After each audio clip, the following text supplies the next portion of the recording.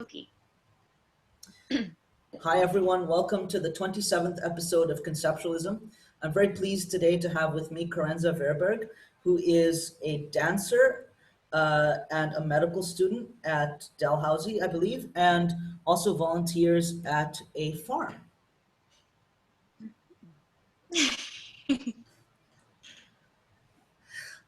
So I guess I want to start by asking about your practice, about your dancing. You know, what got you inspired to move to dance, and how old were you when you first started dancing? It's like, when's your first memory, I guess, of dancing?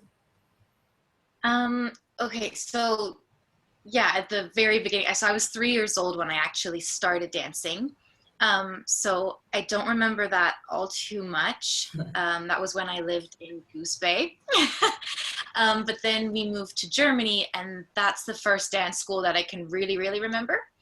Yeah, and so I started with ballet, and that stuck. So I've done that ever since. And throughout the years, multiple other dance styles have caught my attention as well, and I really love it. So yeah.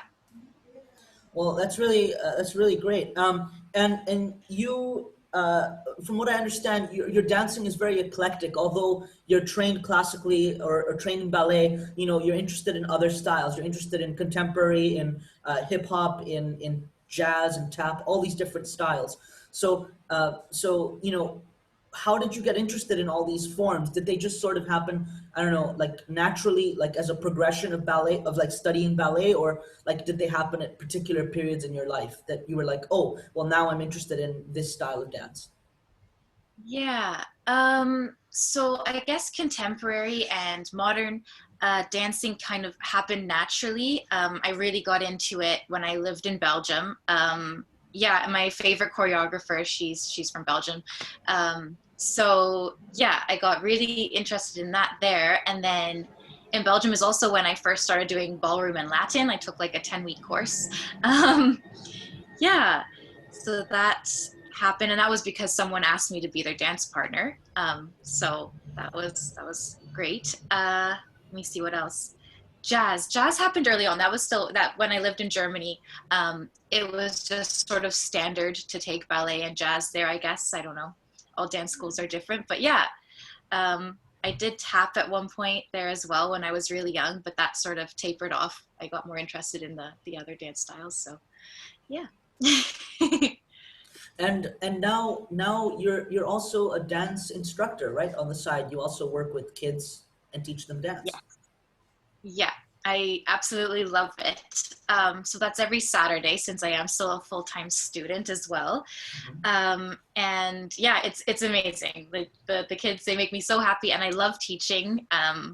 Yeah, it's great. I miss being a student myself too, though, dance-wise, because with university, I haven't really had time to do that as much. But yeah, teaching has been absolutely amazing. And you seem to also have an eye for, you know, for choreography, for like, you know, location, for outfits, all that kind of stuff. Because, you know, I want to tell my audience about this incredible photo shoot that you did in a kind of industrial area where, you know, you had these really interesting location shots. And with you sort of, you know, doing these beautiful poses. So can you tell us about that idea, like the conception of it, what kind of inspired it? Yeah. Well, thanks so much for saying that, first of all. And so, yeah, I just liked the idea of that kind of contrast. So you know, the ballerina with the point shoes, the sort of typical, very classical look, but in an industrial setting. Yeah, there was almost a bit of angst to it. I think. I don't know. Yeah. Yes. Oh, there was. You absolutely captured that. No, for sure. I felt it. I definitely felt it. And there was kind of a darkness and a rawness as well, which was quite beautiful. I think the word that I used was edgy. I felt that it was edgy, like, you know. And I like what you said there, like it's a juxtaposition, you know, because normally you're expected to see ballerinas in a very, you know, on a wooden stage, you know, in some theater or, you know, in concert hall or whatever, you know, and like to see, you know, the harsh concrete, you know, with the, you know, with the point shoes, it was great. Like, um, And was there any like music in your mind when you sort of were taking those photographs? Did you have any music, I don't know, playing out of a boombox or like on your headphones, or like did you have something that inspired that the poses, or were they just inspired by, I don't know, the natural sounds in the space? Yeah, that's actually a great setting. Quick question, sorry. I didn't have any music playing. No, it was more. I don't know how to explain this as a dancer. Like, it's kind of a feeling that the like my surroundings sort of moved me. And Yes. usually, it's funny because usually it is music that drives the movement in dance, and that makes you want to do something with your body. But in this case, it was more just like the actual place I was surrounded in that was like, okay, now you have to sound like this. Yeah. No, that's beautiful. Taking inspiration from your environment. I mean, I totally relate to that. I think that's incredible. And I mean, Nova Scotia has such beautiful nature as well. And like it's interesting too, because like I saw some photographs of you, I think dancing on the beach or by a waterfront or in a forest or something. And like it's incredible because like all these different spaces seem to inspire different moods or different angles of Kerenza's dancing world, I guess. Yeah, definitely. Thank you for noticing that. Yeah. So you also volunteer at this farm, right? Yeah. And you love animals. You have, I think, if I remember, you have a dog. Yeah, I had two dogs. They actually both passed away Oh, now. I'm so So sorry to hear that. one of them, oh, thanks. Yeah. Yeah, it was hard. It's very quiet in the house now without them. Like, it was the first Christmas without the dogs helping unwrap the gifts and stuff. But yeah, yeah, I had two dogs. And no, I do love animals. And Hinchinbrook Farm, that's where I volunteer. Hmm. It's great because it combines animals with children who I also really like working with. Yes. Yeah, so it's great. And I mean, horses are really beautiful animals, and like there's so much in that relationship between horse and human. Yes, yeah, yeah, they're amazing. They're so smart. They pick up on so many things. It's amazing. Yeah, Yeah, and it's interesting because like there's different horses for different purposes. There's obviously war horses, battle horses, but then there's also like like race horses and horses like really tiny horses that you can't even ride them. So there's like it all depends on. They're like dogs almost. They all have different breeds and different kinds for different purposes. It's interesting. yeah, it is definitely. Yeah, so the horses at Hinchinbrook Farm, I guess you would call them therapeutic riding horses, is what they're called. So that's what they're for. They're great at it. Yes. Yeah, it's really cool because a lot of the children that come to Hinchinbrook Farm, they have autism or some other kind of disability, I guess. Yeah, but they come alive when they're on a horse, and it's amazing. And in terms of communicating with people that have autism or other kinds of disabilities, I mean, it must be really interesting to watch how they communicate with the animals or how they interact. um, like because sometimes I find that it's easier to interact with animals than it is with humans. There's a simplicity there that enables you to have like almost a deeper bond in some cases. Definitely. Yeah, yeah, it's amazing. Yeah, it's really cool because of course, so a child with autism, they interact with people maybe in a different way than you and I would, but when you see them with the animal, it's really not that different anymore, it's yeah, yeah. Yeah, and it's interesting too because within the autism spectrum, there's so many different. There's people that are high functioning or low functioning, or I mean, even within that, like I don't know if high functioning and low functioning are even relevant terms anywhere. But anyway, there's people who appear more autistic or less autistic. But I find that divide sort of when they're interacting with animals must sort of disappear because it's like they're just a human being interacting with an animal. Like it takes away all these judgments that we've placed on their ability to interact. Yeah, yeah, exactly, yeah. That's a great way of putting it. And you also play the piano and sing a little bit, if I'm not mistaken. Okay. Yes. So the piano, I started that when I was really young, and I used to take piano lessons and everything, and it was all going really well. And then that just sort of tapered off when dance came in school, and I guess other things became a priority or whatever. But I Right. still have a piano at home, and I do still play it, but it's more just accompaniment for singing rather than actual pieces, you know. So yeah, No, that's the cool. singing is more than the yeah. Well, I remember the first time that I came over, like I just gravitated towards the piano. I was like, it was the first thing that I went towards. It's like, Yeah, whenever there's an instrument in somebody's house, I always gravitate towards it. It's just like, it's just like, yeah. yeah. Like it was really funny, or not funny, I guess. But yeah, it was really cool. It was great to hear someone playing it like that. Thank you. Yeah, actually, I mean, I have my piano right next to me here, and it's been kind of interesting because I'm living in my childhood home here in Tanzania, and so I have access to my childhood piano, and like, and in a way, it's very nostalgic because it's the first piano that I ever played. It's the one that I learned on, and so like, there's so many memories, that are associated with it. Of course. Yeah, and you've had the chance to play on so many different pianos now, right? So Yes. it must be neat to sort of come back to the first one. Yeah, it's like it's almost like full circle. It's I don't know. It's kind of like in dance when like you start a piece and then you come all the way around and then it's like I don't know, when you come back to like the end is almost the beginning and the beginning is the end. There's this weird Yeah, cyclic thing that happens. for sure. Yeah.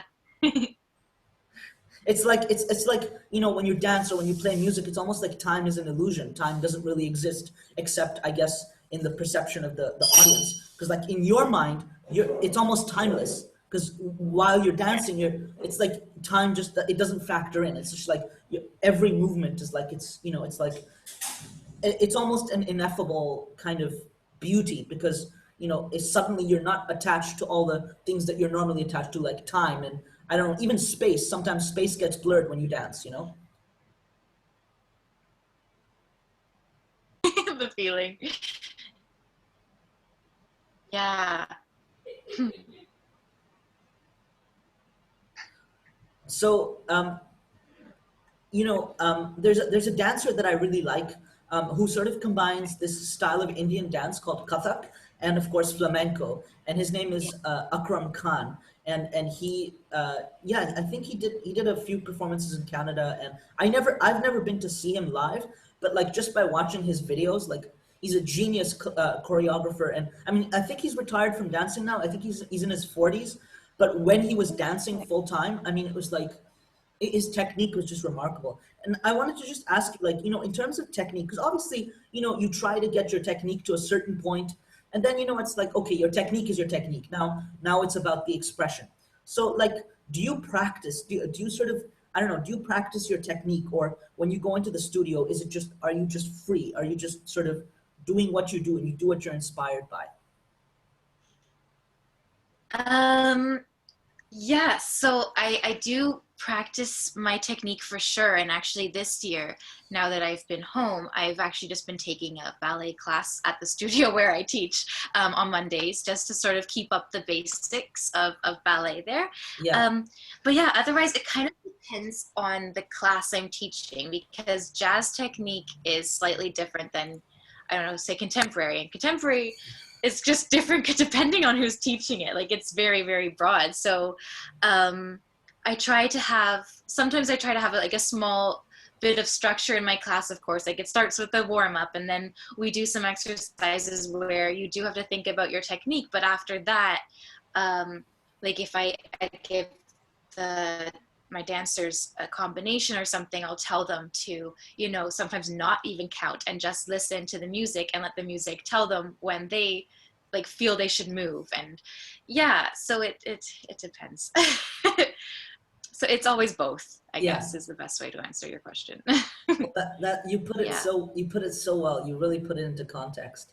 Um, and like, are you inspired by other things, say like literature, poetry, film? Like, do these things come into your practice?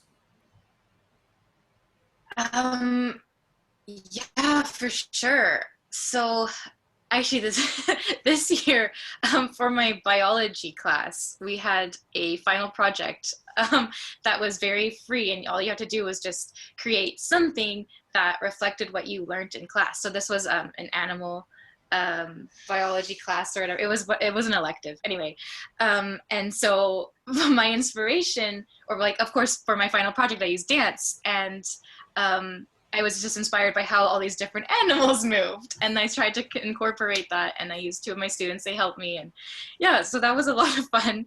But other than that, yeah, I teach musical theater as well. So of course, musicals themselves are the inspiration, right? Yes. So um, yeah, yeah, and sometimes it can be something super abstract and vague, like a color, Mm. and just something that will just spark my, yeah, it can be anything really. It's really, yeah, Yeah, yeah. What it's does nice. Your inspiration never.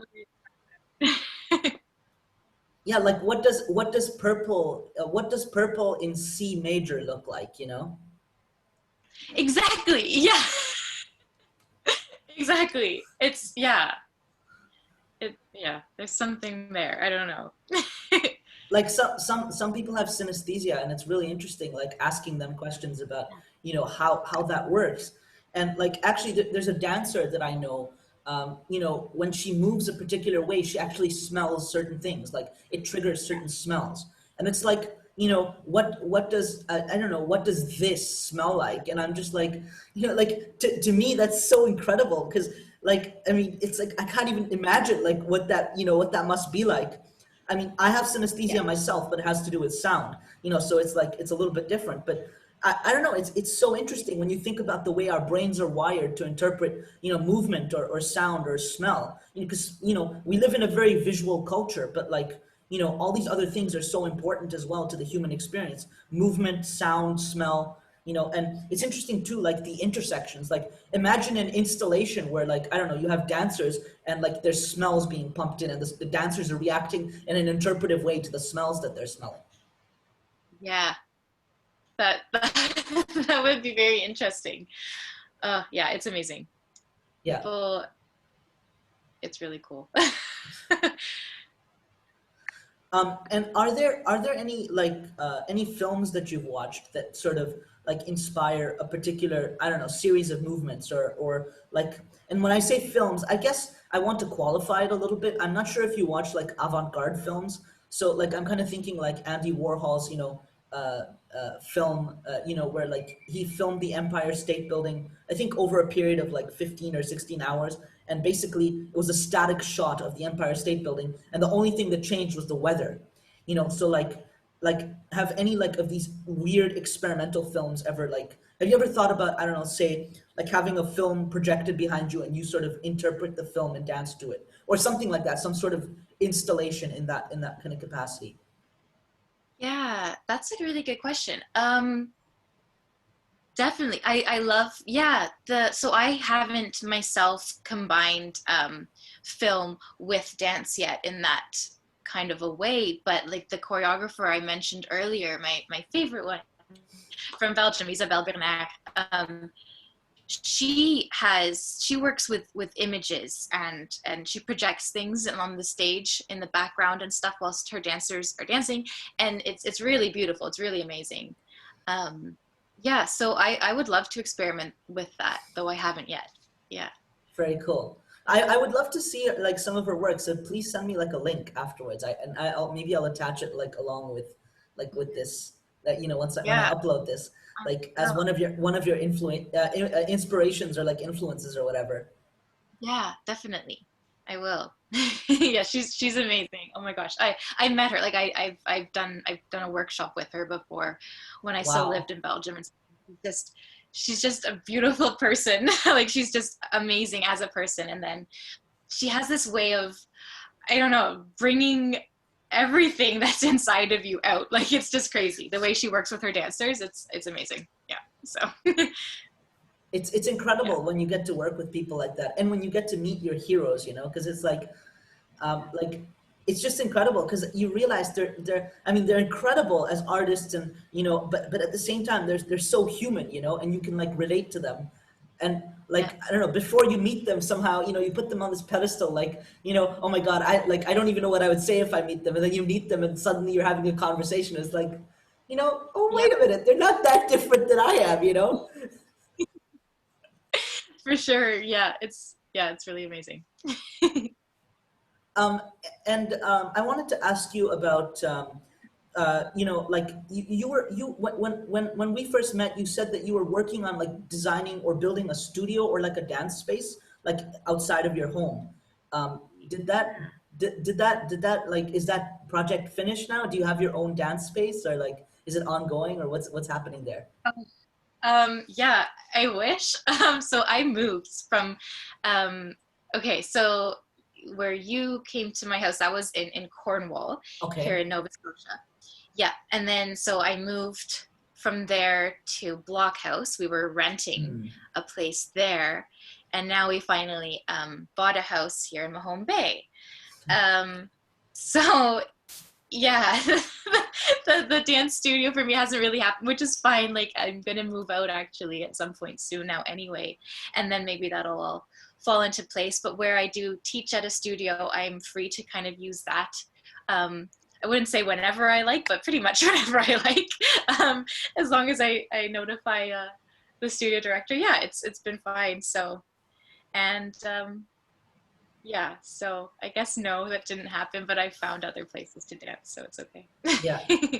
Yeah, no, and it's really interesting because, like for me, like having to play the pipe organ, you're always relying on somebody else's space in a way, Yeah, like whether it's a concert hall or a church or whatever. And so, like I mean, as an organist, I say it's a very insecure thing. So, like I mean, as a dancer as well, like not having your own space that you call your own, it's a little bit insecure, but I think it forces you in a way to sort of be creative and adapt to your environment. To say, okay, yeah, you know what, I've got to find a place, and so you find a place, that exactly. that kind of becomes like your own space, and like you make it your own. Like while you're there anyway, like it becomes your space. Yeah, it's a great way of putting it. Yeah, exactly. And speaking about space, like how do you like as like obviously there's a certain physicality to dance. So like when you're dancing, how do you find like that you occupy space or convey space? Like how do you give people a sense of space? Like like I don't exactly know how to articulate what I'm trying to ask, but I think you understand what I'm saying. Yeah. Okay, how do I um I guess depending on what's available to you, you sort Yes. of adapt your choreography. So that's one. Yes. Um yeah, and then I mean for usually just sort of the more space the better. You want to fill the space. So um I like to think of it as like, say you were actually in a space that was filled with something, like say water, like for some magical reason we can breathe underwater right now. You want to like have all of that water in motion. Like you want to move whatever is around you. Like you want to fill it. Yeah, I mean, of course, with some choreographies, it's going to be like the complete opposite if you're going for something really minimalistic or whatever. But yeah, in general, you sort of want to touch every part of the room you're in. But yeah, like of course, we've had really small spaces too for this event that they had in Bridgewater, Afterglow. Our studio participated in that, and so we had to do all of our dances in a relatively small gazebo, Mm, um, which is also circular, and it's just completely different to what the dancers are used to. yeah. Um, so yeah, you just have to learn to adapt and have that ability to, yeah, work with what you're given. Well, it's interesting that you brought up water, and because that makes me think about fluid dynamics, and also like it makes me think about. I mean, there are people that do choreographed dancing in water, obviously, and Yeah, it's quite interesting because there's actually this band that plays music underwater. Like they actually have specifically built tanks and instruments that are built specifically to be played in water, that's and amazing. it's remarkable. They can even sing underwater, and it's like everything sounds really strange and otherworldly because, as you know, with water, the density is much more than air, so sound travels much quicker, and so it changes the way that it sounds. And actually, there's a lot of rich people now, and it's all the vogue now, is to install speakers in the pool. So while you're swimming, you know, you can hear music. Yeah. And in fact, I think there's an apartment, or maybe it's a house in New York somewhere, which is right next to the I think the concert hall or the opera house or something. And so their speakers are attached directly to the microphones in the opera house. So whenever there's a production going on and you're in the pool, you can actually hear it live. Oh, wow. How insane is that? Yeah, that's Like crazy. like when you have so much money, you really don't know what to do with it. Oh my goodness, I know. Can't imagine.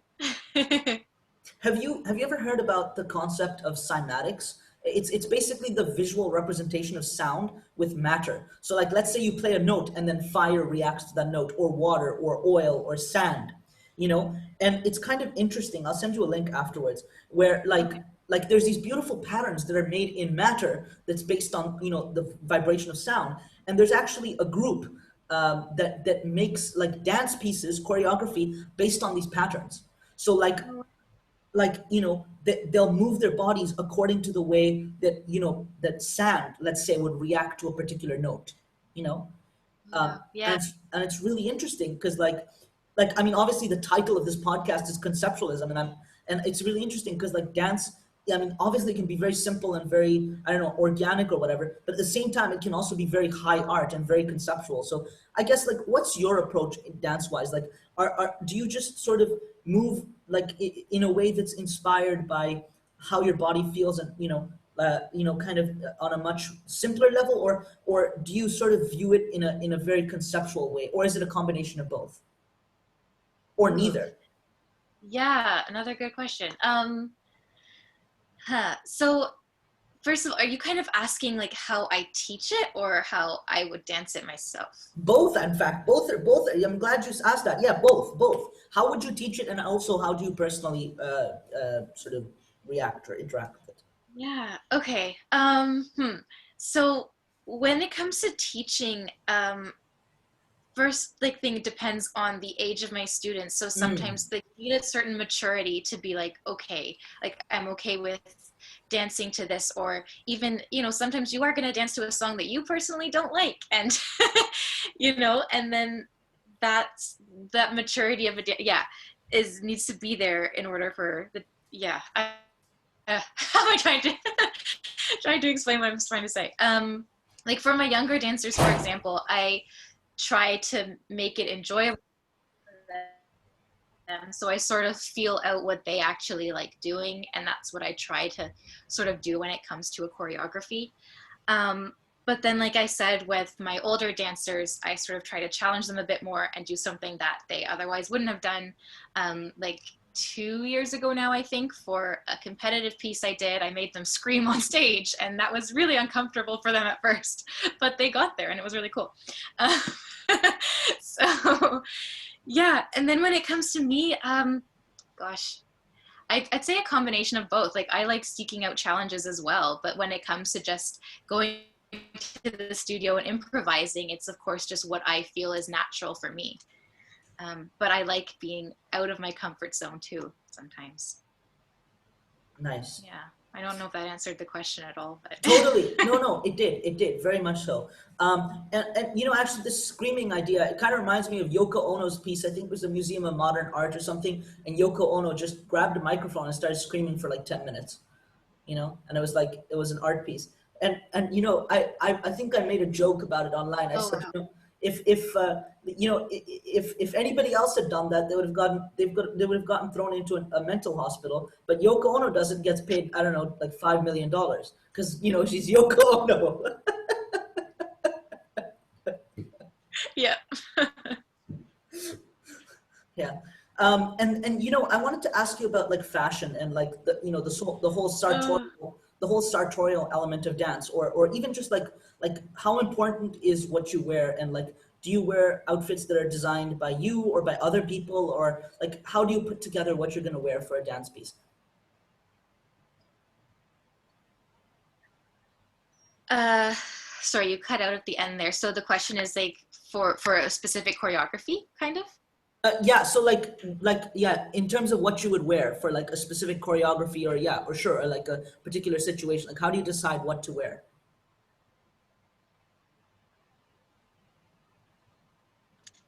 Oh, okay.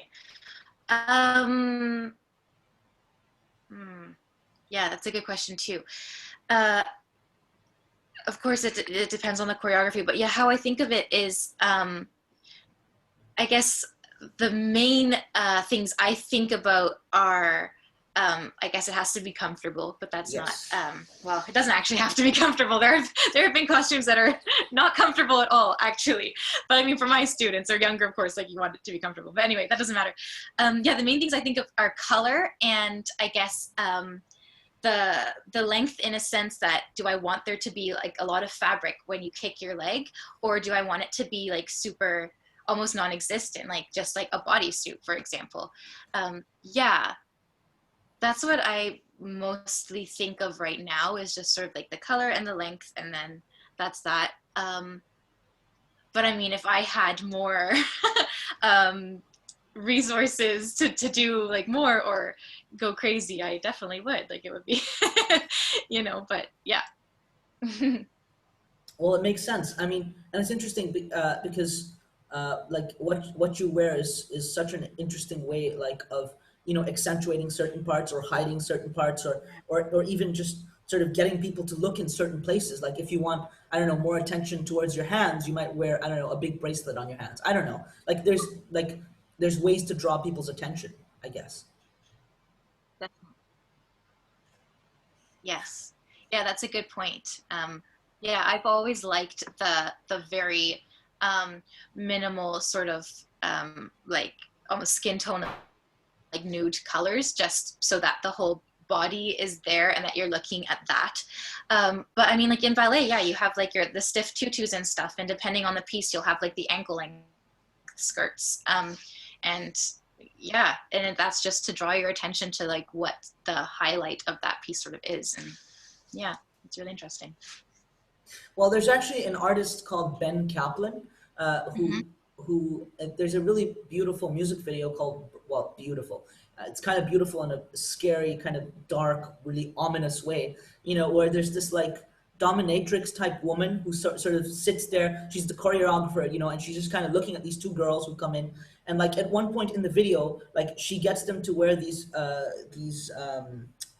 what are they called, corsets, and one of the other girls is like tying it really gently, and she pushes her away and like grabs it and like really ties it so tight that the girl can almost not breathe. And like this is part of the choreography, if you think about it, right? Part of the choreography of the music video.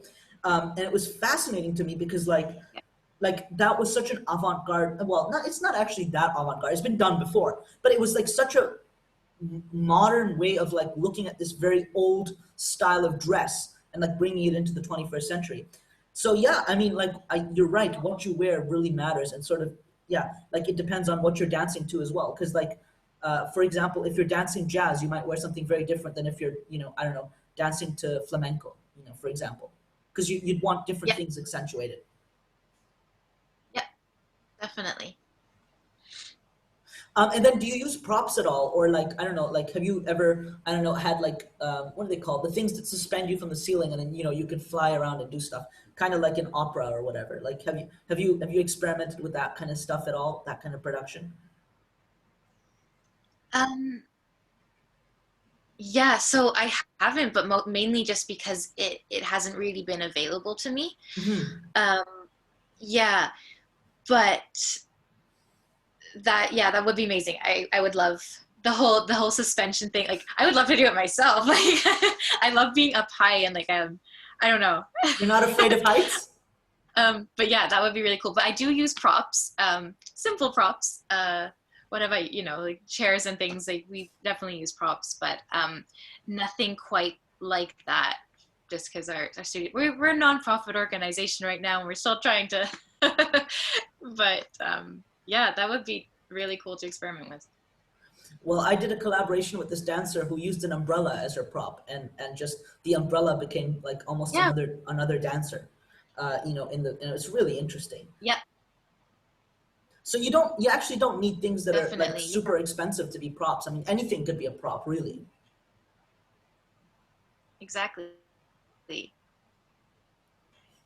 Yeah. you're also a medical student, right? Like you're studying. Uh, Yeah, it's interesting to work with. Yeah. I was asking about you being a medical Close it student. again. Yeah, I think we're breaking up. The connection isn't the best, but um, I was asking you about being a medical student at Dalhousie and what's that like?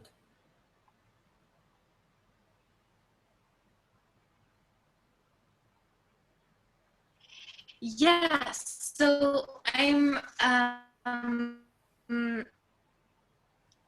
I guess so it's called a medical science student. So I'm getting the major is medical sciences. And yeah, I'm in my last year this year, so I'm quite excited.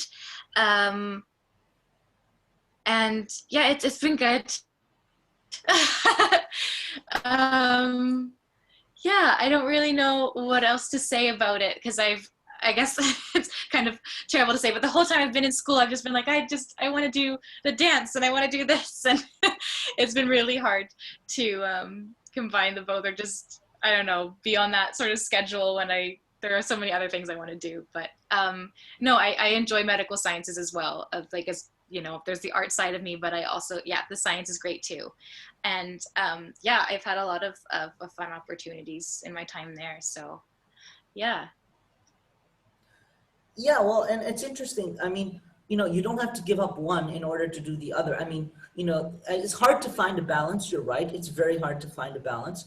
But I would say, like, if you are able to do both, then you should do both. Don't give up on one for the other.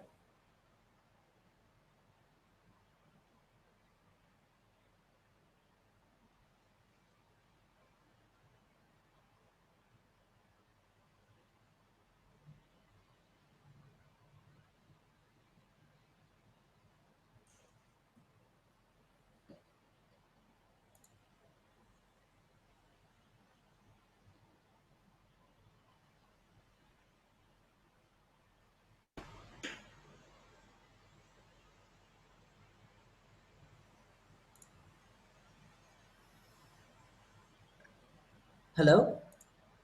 Hi. I'm so sorry about that. The connection here in Tanzania is just really, really bad. I'm sorry. Oh, no worries. Don't worry about it.